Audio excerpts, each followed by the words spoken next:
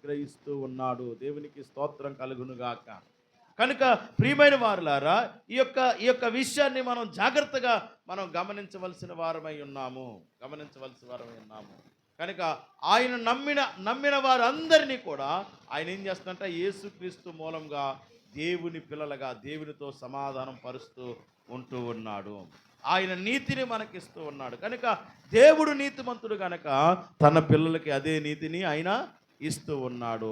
ఇప్పుడు ఆయన పిల్లవాడిగా నీవు ఉంటున్నావు, ఆయన బిడ్డలుగా మనం ఉంటున్నాము కనుక మనము కూడా మన జీవితంలో నీతిని కాపాడుకుంటూ బ్రతకాలి, నీతిని కొనసాగించుకుంటూ మనం ముందుకు వెళ్ళాలి.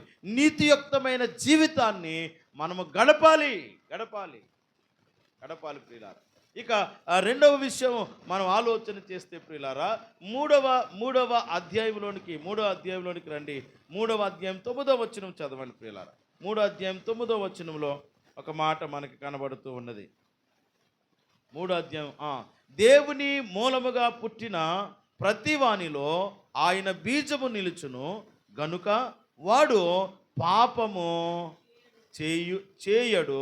వాడు దేవుని మూలంగా పుట్టినవాడు గనక పాపము చెయ్యజాలడు.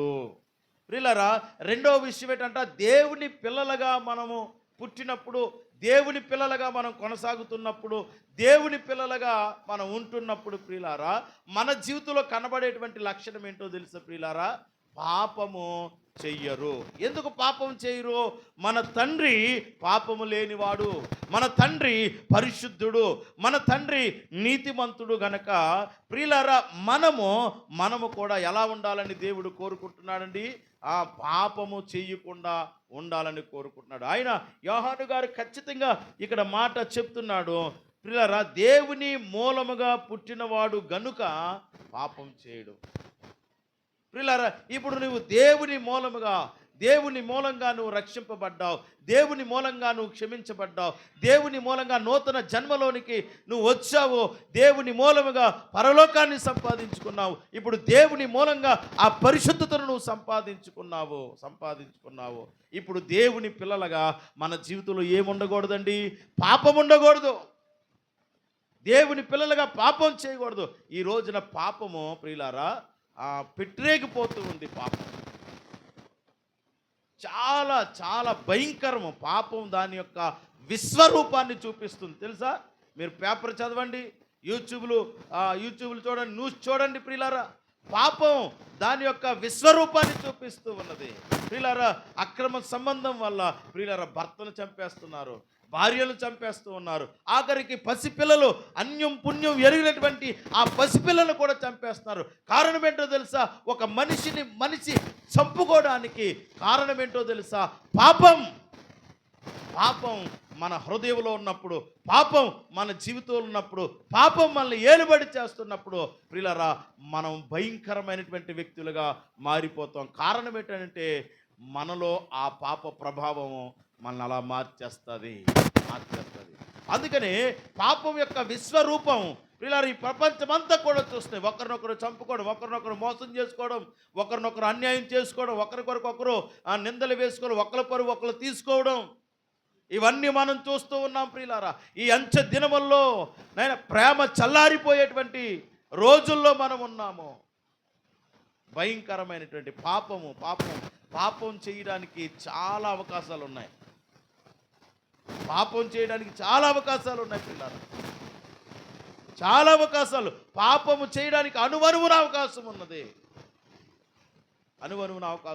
కానీ దేవుని పిల్లలో ఎన్నడూ పాపం చెయ్యరు. దేవునికి స్తోత్రం కలుగునుగా.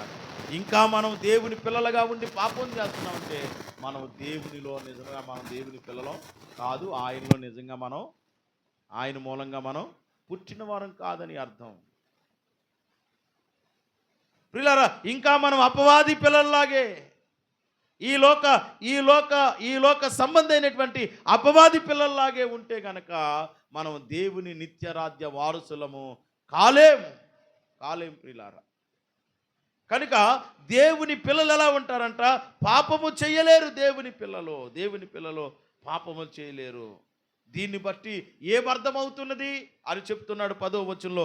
దీన్ని బట్టి దేవుని పిల్లలెవరో అపవాది పిల్లలెవరో తేటబడును, నీతిని జరిగించని ప్రతి వాడును, తన సహోదరుని ప్రేమింపని ప్రతి వాడును దేవుని సంబంధులు కారు. చూడండి, చాలా స్పష్టంగా చెప్పాడు ప్రియులారా, చాలా స్పష్టంగా ఇక్కడ చెప్తూ ఉన్నాడు ప్రియులారా. పై వచనం ఏం చెప్తున్నాడు?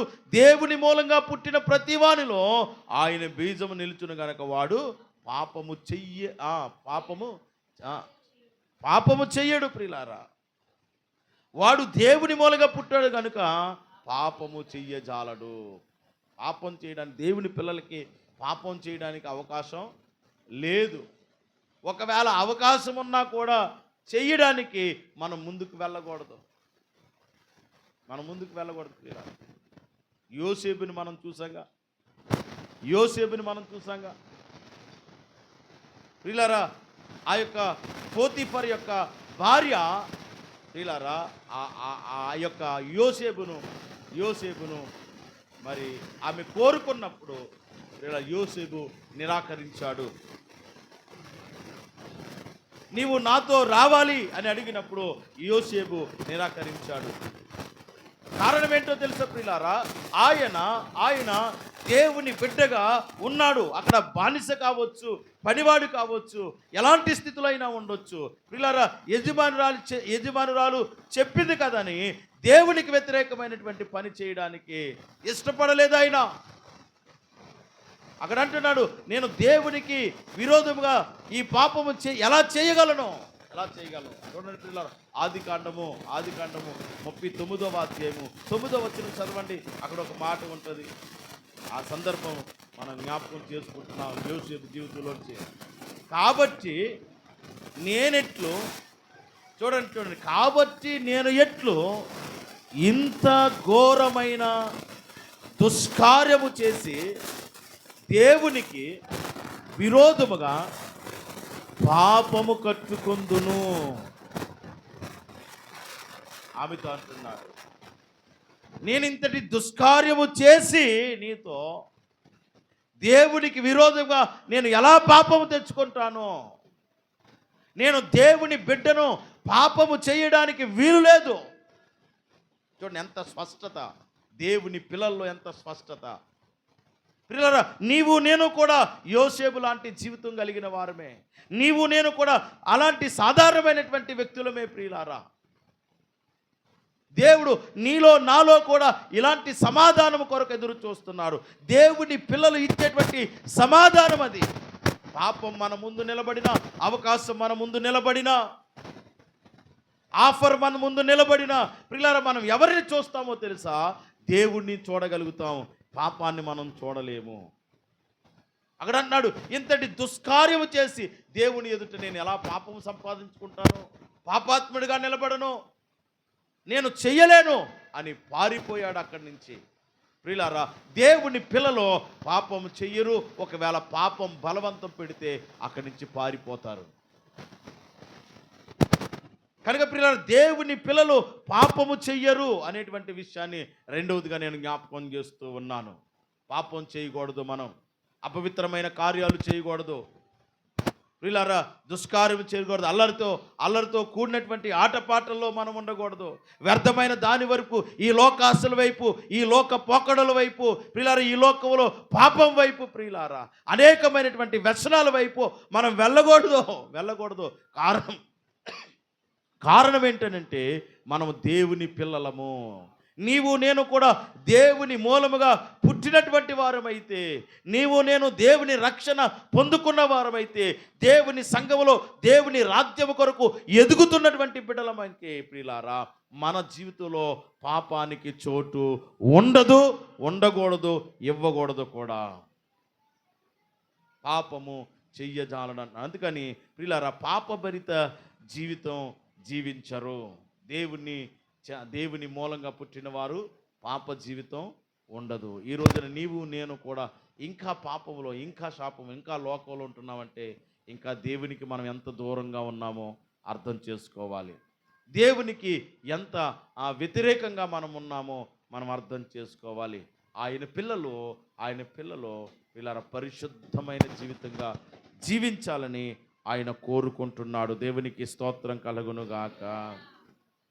ప్రియులారా, ఇక మూడవదిగా నాలుగవ అధ్యాయంలోనికి వెళ్దాము. 4వ అధ్యాయంలో 7వ వచనాన్ని మనం జ్ఞాపకం చేసుకుందాం. ప్రియులారా, ఈ 7వ వచనంలో చెప్తున్న మాట కూడా మనం 4వ అధ్యాయం 7వ వచనం. ప్రియులారా చూడండి, ప్రియులారా మనం ఒకరినొకడు ప్రేమింతుము, యాలయనగా ప్రేమ దేవుని మూలముగా కలిగి ఉన్నది. ప్రేమించు ప్రతివాడును దేవుని మూలముగా పుట్టినవాడని దేవుని ఎరుగును. దేవునికి స్తోత్రం. దేవుడు ప్రేమస్వరూపి. ప్రేమ లేనివాడు దేవుని ఎరుగడు. ఇప్పుడు దేవుని పిల్లలు ఏం చేస్తారో తెలుసా? దేవుని పిల్లలు ఏం చేస్తారో తెలుసా?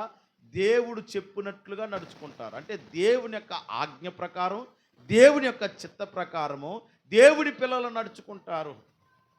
నీవు నేను దేవుని పిల్లలమైతే ప్రియులారా, దేవుని వాక్యానుసారంగా మనం నడుచుకోవాలి.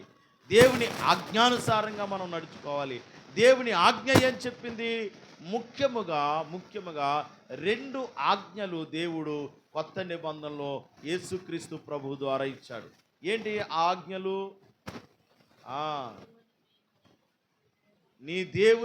నీ దేవుని పూర్ణ మనసుతో, పూర్ణాత్మతో, పూర్ణ వివేకంతో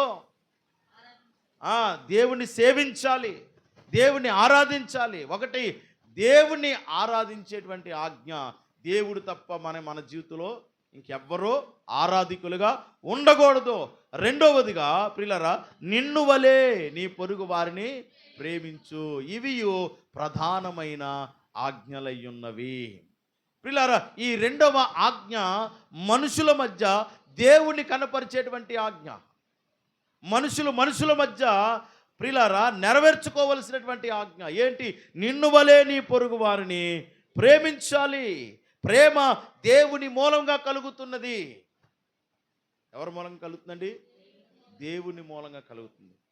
ప్రియులారా, స్వచ్ఛమైన ప్రేమ, నిజమైన ప్రేమ దేవుని మూలంగా కలుగుతూ ఉన్నది. దేవుని మూలం కలుగుతుంది. మరి అబద్ధపు ప్రేమ కూడా ఉందంటే ఉందండి. మొన్న చాలా సెలబ్రేషన్ చేసుకున్నారు. ఫిబ్రవరి 14వ తారీఖున అందరూ కూడా ప్రియులు ఒక షాప్ చూసాం మేము. ఆ షాప్లో అంతా రెడ్ కనపడుతుంది. ఇటు గౌన్లు రెడ్ కనపడుతున్నాయి. అన్ని రెడ్ కలర్ చేశారు షోకేస్లో. ఏంటి రెడ్ వేశారంటే, ఇలా చూసేటోడికి పాస్టర్ గారు అంటున్నాం, వ్యాలంటైన్స్ డే కదండి, డెకరేట్ చేశారంట. Red danger. ఈ లోకంలో ఉన్న ప్రేమ ఏంటంట? డేంజర్. రెడ్ అంటే డేంజరే కదా. Danger love. ప్రియులారా, ఈ లోకంలో కూడా ప్రేమ ఉంది. అది సాతాను ప్రేమ. నిజమైన ప్రేమను కాపీ కొట్టి నేనే ఒరిజినల్ ప్రేమనని అపవాదు కూడా తానని ఆడిస్తున్నాడు. ఆ ప్రేమ ప్రియులారా ఏం చేస్తుంది తెలుసా? ఒకరిని చంపుకునేలాగా చేస్తుంది. యెహోలోకంలో ఉన్నటువంటి ప్రేమ ఒకరిని చంపుకునేలా చేస్తుంది.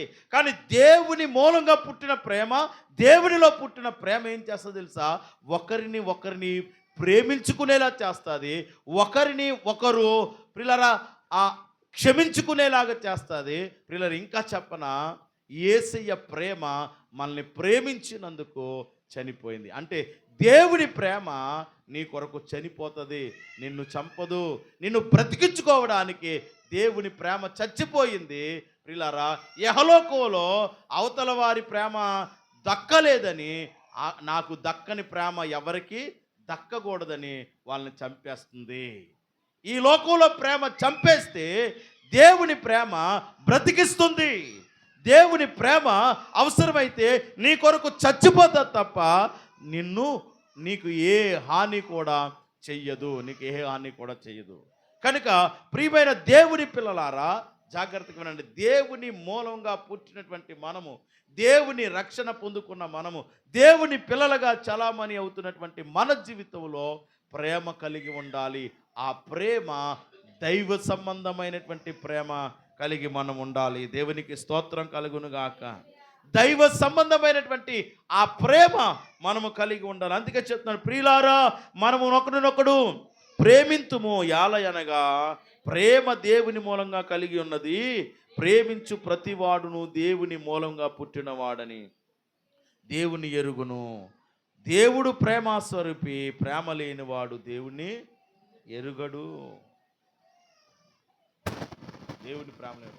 అందుకే దేవుడు మనల్ని ప్రేమించాడనడానికి గుర్తేంటో తెలుసా? తన ఏకైక కుమారుని మన కొరకు ఈ లోకంలోనికి పంపించాడు. ఇలా దేవుని ప్రేమలో సాక్రిఫైస్ ఉంటుంది. దేవుని ప్రేమలో క్షమాపణ ఉంటుంది. దేవుని ప్రేమలో ప్రియులారా చంపుకోవడాలు ఉండవు. ప్రియులారా ఆదరించుకోవడాలు ఉంటాయి, ద్వేషించుకోవడాలు ఉండవు, క్షమించుకోవడాలు ఉంటాయి. కనుక దేవుని మూలముగా పుట్టినటువంటి మనము దేవుని పిల్లలుగా ఉన్నాము. మనము ఇతరులను క్షమించాలి, ఇతరులను ప్రేమించాలి. అది మన శత్రువులైన యేసు ప్రభు నేర్పించిన మాట. ఏంటో తెలుసా ప్రియులారా? మన శత్రువులను కూడా మనం ప్రేమించగలగాలి. మనల్ని ద్వేషించిన వారిని కూడా ప్రేమించగలిగేటువంటి ప్రేమ మనం కలిగి ఉండాలని దేవుని వాక్యం చెప్తుంది. దేవుని పిల్లలైతే అలా ఉంటారంట. దేవుని పిల్లలైతే అలా జీవించగలుగుతారంట.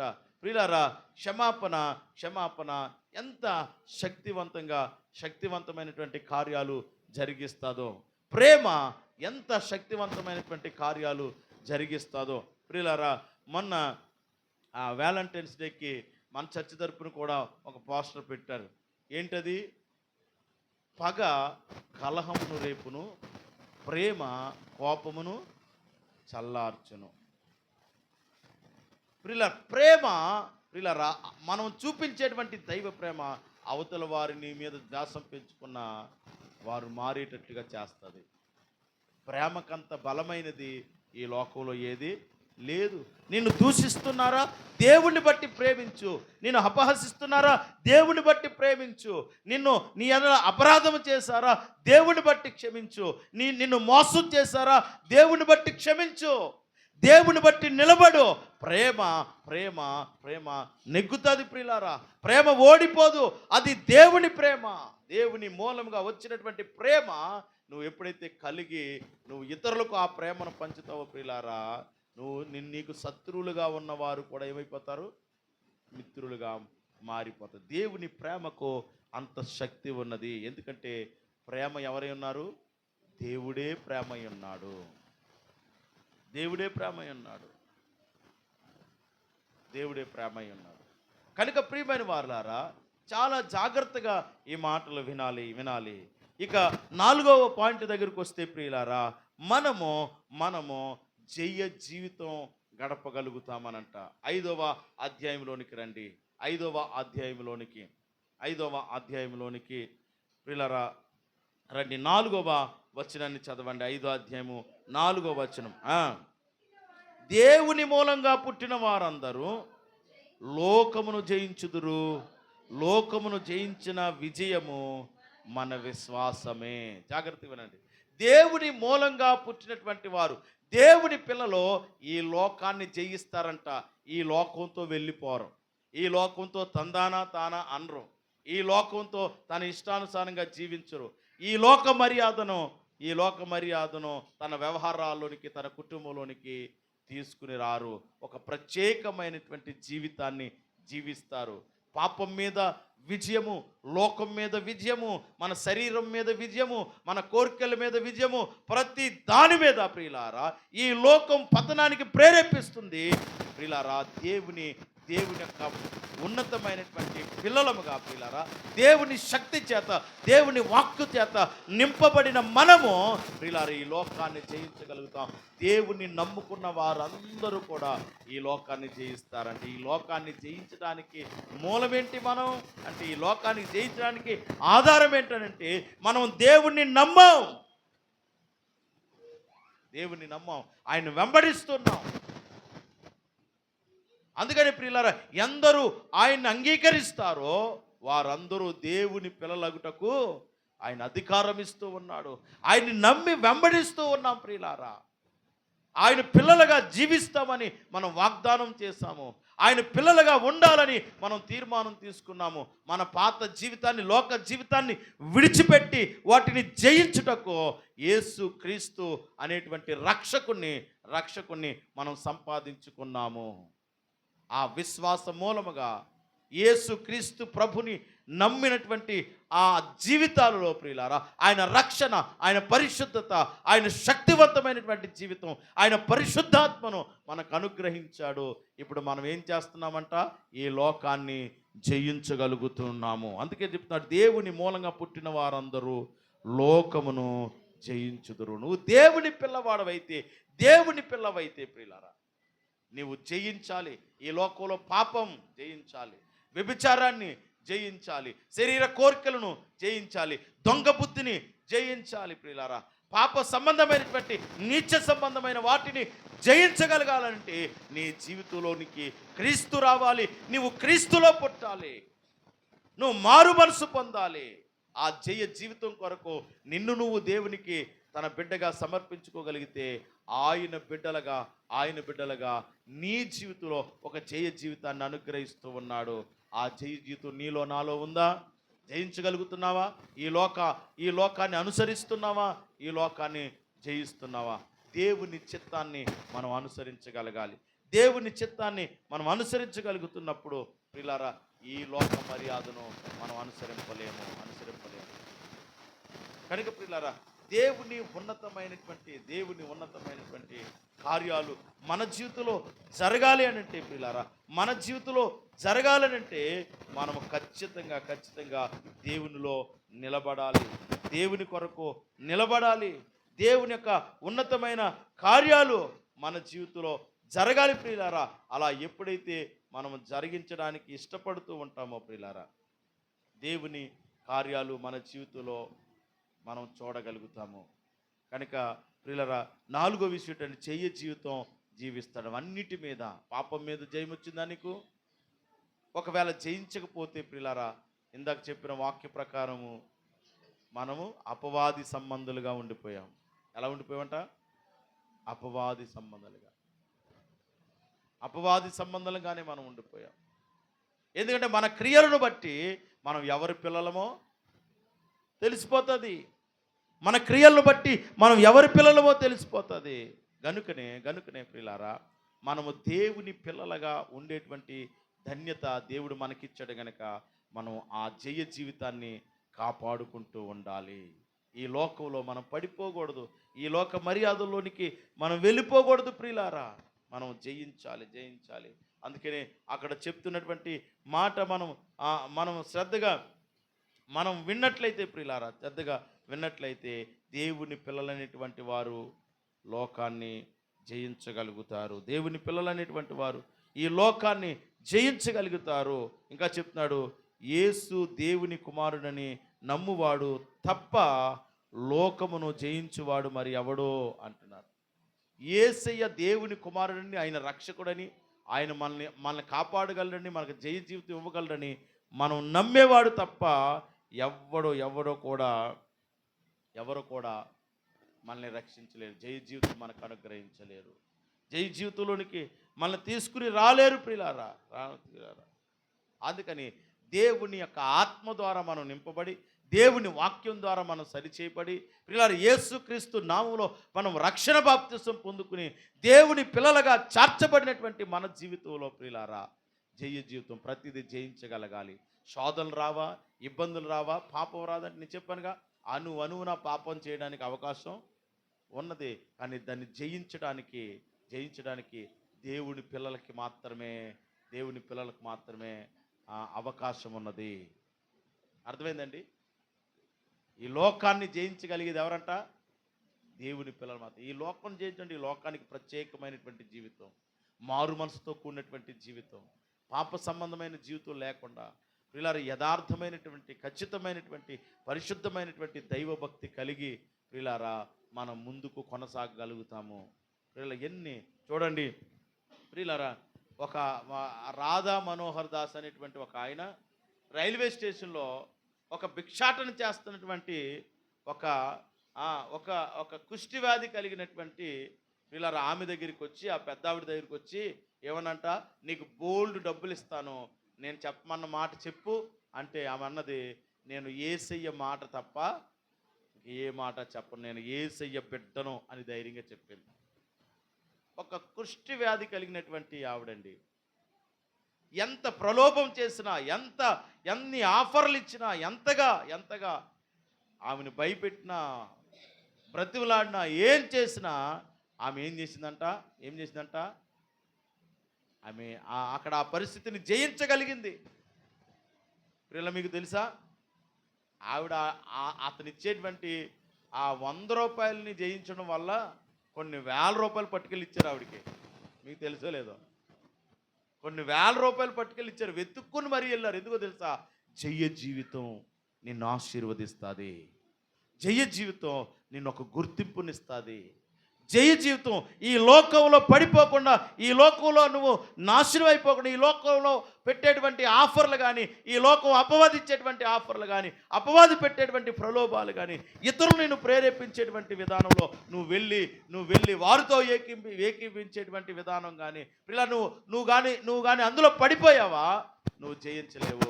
అలాంటి వాటి యందు నువ్వు జయ జీవితం కలిగి ఉన్నప్పుడు వ్యక్తిగతంగా మనలో పుడుతున్నటువంటి ఆ కోరికలను, మనలో వస్తున్నటువంటి ఆ ప్రేరేపణలను, ఆ ఉద్రేకాలను ప్రియులారా, ఆ శోధనలను ప్రియులారా, మనం జయించగలుగుతున్నప్పుడు దేవుని పిల్లలుగా మనం గుర్తింపు పొందగలుగుతాము. దేవునికి స్తోత్రం కలుగునుగాక. దేవుని పిల్లలుగా మనం గుర్తింపు పొందగలుగుతాము. ఈ కాస్త ముందుకు వెళ్తే ప్రియులారా, కాస్త ముందుకు వెళ్తే 5వ అధ్యాయంలోనే మొదటి వచనానికి రండి ప్రియులారా. 5వ అధ్యాయంలోనే మొదటి చూడండి, క్రీస్తు ఉన్నాడని నమ్ము ప్రతివాడును దేవుని మూలంగా పుట్టి ఉన్నాడు, పుట్టించిన వానిని ప్రేమించు ప్రతివాడును ఆయన మూలంగా పుట్టిన వానిని ప్రేమించును. దేవునికి స్తోత్రం కలుగునుగాక. ఇక్కడ అర్థమవుతుందండి, ఆయన ఉన్నాడని నమ్మాలి అని చెప్తున్నారు. దేవుని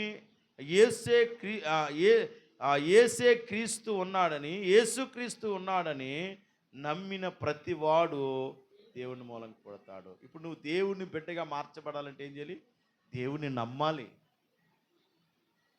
నీలో జయ జీవితం కావాలన్నా ప్రియులారా, ఆయన ఆజ్ఞలను నెరవేర్చాలన్నా, పాపాన్ని జయించాలన్నా, నీతియుక్తమైన జీవితం నువ్వు జీవించాలన్నా, నీ జీవితంలోనికి మొదట యేసుక్రీస్తు రావాలి.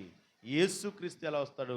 నువ్వు నమ్మడం ద్వారా, నువ్వు ఆయన అంగీకరించడం ద్వారా ఆయన నీ జీవితంలోనికి వస్తాడు. నీ జీవితంలోనికి వస్తే ఇలా నీకు రక్షణ వస్తుంది. రక్షణ ద్వారా ఇలా నీవు ఈ లోక సంబంధమైనటువంటి వాటి నుంచి, భౌతిక సంబంధమైన వాటి నుంచి విడుదల పొందుకుని యేసుక్రీస్తు మూలముగా నూతన జన్మలోనికి నువ్వు వస్తావు. దేవుని మూలంగా ఒక కొత్త జన్మను నువ్వు జీవించగలుగుతావు. కనుక ఆయన్ని నమ్మాలి, ఆయన్ని ప్రియులారా వెంబడించాలి. కనుక ఈ యోహాను గారు ప్రియులారా, ఈ యొక్క పత్రికలన్నిటిలో కూడా దేవుని యొక్క సత్యము గురించి, ఆయన సత్యదేవుడు, అంతేకాదు దేవుని యొక్క నీతి గురించి, దేవుని యొక్క పరిశుద్ధత గురించి అనేక విషయాలు ఆయన చెప్పారు. ఆయన చెప్పి ఏమన్నారంటే, దేవుణ్ణి కలిగి ఉన్న అందరూ కూడా దేవునిలాగే మారిపోతారు.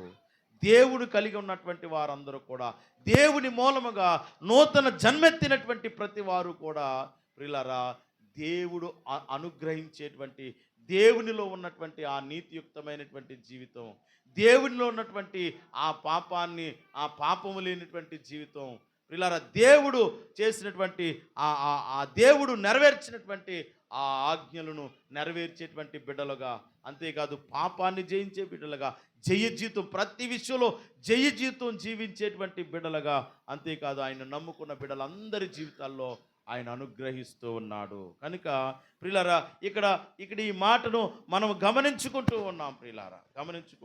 దేవుని ఆజ్ఞను నెరవేర్చేటువంటి బిడ్డలుగా, దేవునికి ఇష్టానుసారంగా జీవించేటువంటి బిడ్డలుగా మనం ఉండాలి. లూకాసు వార్త 10వ అధ్యాయం 27వ వచనం చదవండి ప్రియులారా.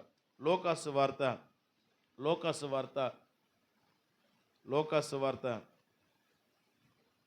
ప్రియులారా 10వ అధ్యాయం 27. అతడు నీ దేవుడైన ప్రభువును నీ పూర్ణ హృదయముతోను, నీ పూర్ణ మనస్సుతోను, నీ పూర్ణ శక్తితోను, నీ పూర్ణ వివేకముతోను ప్రేమింపవలననియు నిన్ను వలె నీ పొరుగు వారిని ప్రేమింపవలననియు రాయబడి ఉన్నదని చెప్పెను. దేవునికి స్తోత్రం. ప్రియులారా, ప్రాముఖ్యంగా దేవుని పిల్లలని గుర్తింపబడాలంటే మరలా దేవుని వాక్యాన్ని జ్ఞాపకం చేసి ముగిస్తున్నాను. దేవుని ఆజ్ఞలు మనం పాటించాలి. ఒకటి, దేవుడు తప్ప మన ఎవరిని దేవుని పిల్లలో దేవుణ్ణే డాడీ అని పిలాలి, దేవుణ్ణే ఆరాధించాలి, దేవుని మీదే ఆధారపడాలి. రెండోది, దేవుని చెప్పినటువంటి మాట ప్రకారం అన్నాడు, వాళ్ళు నిన్ను వలె నీ పొరుగు వారిని ప్రేమించు. ఎవరు దేవుడు చెప్పిన ఆజ్ఞను ప్రేమించి ఇతరులను ప్రేమిస్తారో వారు దేవుని ప్రేమించగలుగుతారంట. ఎవరు దేవుణ్ణి ప్రేమించగలుగుతారో, దేవుని పిల్లలను ప్రేమించగలుగుతారో వారిని దేవుడు ప్రేమిస్తున్నాడంటే ఇంకా విస్తారముగా. కనుక ప్రియులారా, ఇలాగున మన జీవితంలో ఒక గొప్ప కార్యాన్ని మనం సంపాదించుకోవాలి, ఒక ఉన్నతమైన జీవితాన్ని మనం సంపాదించుకోవాలి. కనుకనే అక్కడ చెప్తున్న మాట, వీటిని బట్టి అపవాది పిల్లలెవరో పిల్లరా, ఆ దేవుని పిల్లలెవరో గుర్తింపబడుతూ ఉన్నది. దేన్ని బట్టండి? ఈ కార్యాలను బట్టి. ఇవి నీలో ఉంటే నువ్వు దేవుని పిల్లలుగా గుర్తింపబడతావు. నీలో లేకపోతే ఈ విషయాలన్నీ కూడా ఇప్పటి వరకు చెప్పినవి నువ్వు అపవాది పిల్లలుగా గుర్తింపబడతావు. నువ్వు ఎవరి బిడ్డవు? నీవు ఎవరి బిడ్డగా జీవించాలనుకుంటున్నావు? ఎవరి బిడ్డగా నువ్వు చలామణి అవ్వాలనుకుంటున్నావో ఒక్కసారి ఆలోచించు.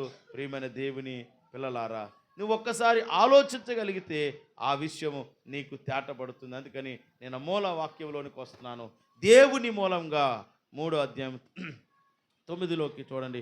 దేవుని మూలంగా పుట్టిన ప్రతి వానిలో ఆయన బీజము నిలుచును గనుక వాడు పాపము చేయుడు, వాడు దేవుని మూలంగా పుట్టిన వాడు గనుక పాపము చేయి జాలడు. దీనిని బట్టి దేవుని పిల్లలెవరో అపవాది పిల్లలెవరో తేటపడును. నీతిని జరిగించని ప్రతివాడు, తన సహోదరుని ప్రేమింపని ప్రతివాడును దేవుని సంబంధులు కారు. మీరు ఎవరి సంబంధులు? దేవుని సంబంధులైతే ప్రియులారా, నేను చెప్పినటువంటి ప్రియులారా ఈ 4 విషయాలు మన జీవితంలో ఉంటాయి. నీతియుక్తమైన జీవితం గడుపుతారు, పాపము లేని జీవితాన్ని గడుపుతారు, ప్రియులారా దేవుని ఆజ్ఞను నెరవేర్చేటువంటి జీవితం గడుపుతారు. ప్రియులారా, అంతేకాదు ఈ లోకాన్ని జయించగలిగేటువంటి శక్తివంతులుగా వారు జీవించగలుగుతారు. ఒకవేళ ఆ దేవుని పిల్లలు కాకుండా ఈ లోకంలో అపవాది పిల్లలుగా అపవాది సంతానంగా మనం జీవించగలిగితే ప్రియులారా, నీతి లేకుండా బ్రతుకుతారు. ఏమంటే నీతి లేకుండా బ్రతుకుతారు, పాపం చేస్తూ బ్రతుకుతారు, దేవుని ఆజ్ఞను చిత్తాన్ని లెక్క చేయకుండా బ్రతుకుతారు. ప్రియులారా, ప్రతి విషయంలో ఓటమి మేము గెలుస్తున్నాము అని ఈ లోకంలో ఓడిపోతూ శాంతి సమాధానం లేక బ్రతుకుతారు. నువ్వు ఎవరి బిడ్డగా ఉండాలనుకుంటున్నావు? దేవుని పిల్లలుగా దేవుని బిడ్డగా ఉండాలనుకుంటున్నావా? అపవాది బిడ్డగా ఉండాలనుకుంటున్నావా? పరలోక సంబంధమైన జీవితాన్ని జీవించాలనుకుంటున్నావా? ఇహలోక సంబంధమైన జీవితాన్ని జీవించాలనుకుంటున్నావా? ఆలోచించుకో. ఏదైనా నీ చేతిలోనుంది, దేవుడు నీకు ఇస్తూ ఉన్నాడు.